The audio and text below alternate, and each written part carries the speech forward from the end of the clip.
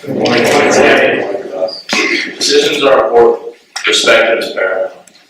Mr. Burke, fellow honors, members of the faculty, fellow students, and invited guests. December 6th, 2017.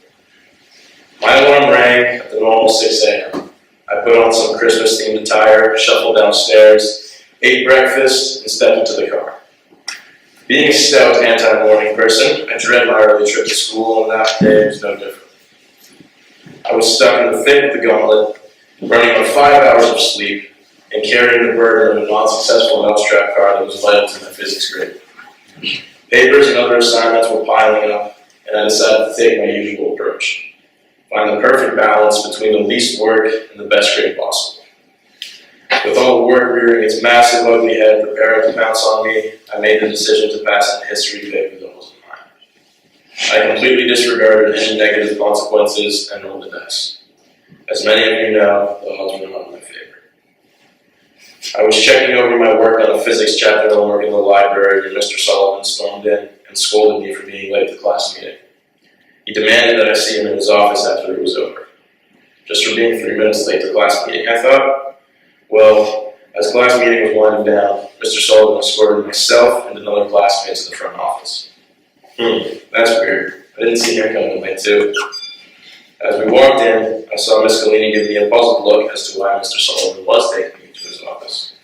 Still thinking I was just going to get yelled at for being late, I smiled at her and told her I was in a little bit of trouble. Then I walked into Mr. Sullivan's office, and Mr. Cleary was sitting there. Immediately, my little bit of trouble expanded to a lot. I was sent home and spent the day in my room feeling sick to my stomach. I truly do respect Mr. Cleary as a teacher and a man, and seeing the look on his face in the office was the greatest function in itself. I couldn't get it out of my head the entire day. I still can't. That day was spent reflecting on how much of an idiot I was, how I could have just ruined my academic career, and how I had hurt people that I cared about. I kept thinking this was the worst day of my life. Then my phone rang. It was Tamiko. Over years of AAU basketball, which began in 7th grade with the Boston Spartans, she and her son Tyshawn had become family. I didn't want to pick up the phone. My mind was in another place, and I didn't want to talk to anyone. But I answered.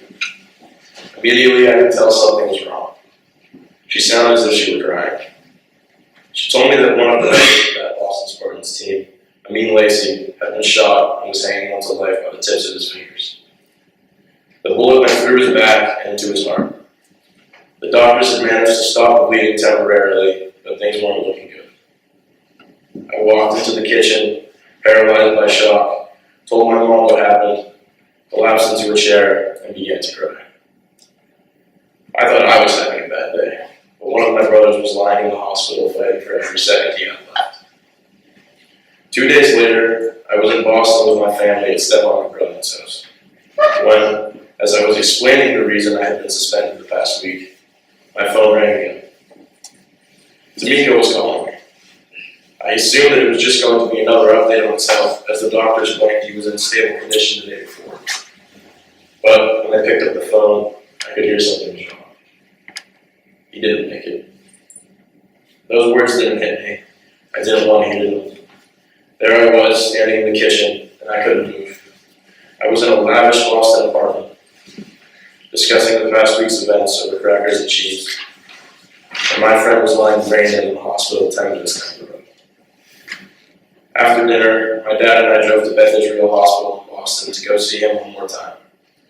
As we were getting into the car, my only words I said were, "This is going to be hard."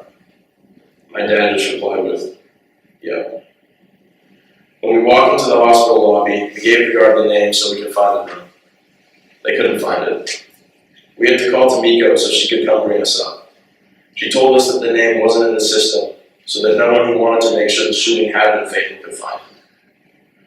I always knew Amin lived a life drastically different to mine, but this experience was a revelation. I walked up the stairs and into a room where I saw his mother and grandmother. His grandmother was literally at a loss for words. She couldn't even complete a sentence. Embracing Amin's mom was one of the hardest things that I've ever had to do.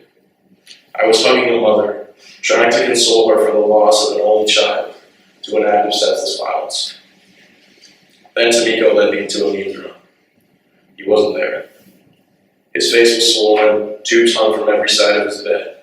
His chest pumped with the robotic motion of the life support. But he was dead. In the aftermath of my cheating scandal, I had conversations with Mr. Asadi, Mr. Wilbur, Mr. Nurbon, D. Burke, and Mr. Sullivan. I took one thing from all of these. People cared about me, and I could never let them down like that again. I am so lucky. We're all so lucky. I was so inflamed with gratitude for the blessings of my life, I even became slightly angry that similar ones weren't bestowed on my friend. Why was I financially stable? Why was I a member of a loving family? Why did I have the privilege to go to SEPS? Why was I here? No definitive answers came to mind. Finally, I came to the conclusion that although I probably will never know the reason that my life is so fortunate, I can still live it as though I do. Every person in this room is blessed. We all wake up and come here every morning. Everyone here has people who love them and care about them, and that is the greatest treasure in life. Don't take any of it for granted. There are people across the world who could never imagine our reality, but there are also people not far from here who couldn't fathom the life that we live.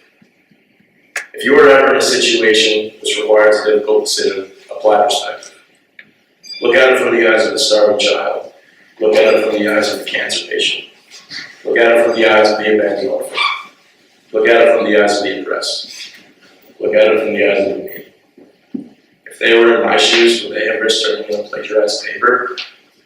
This is a question I can't definitively answer. Thank you.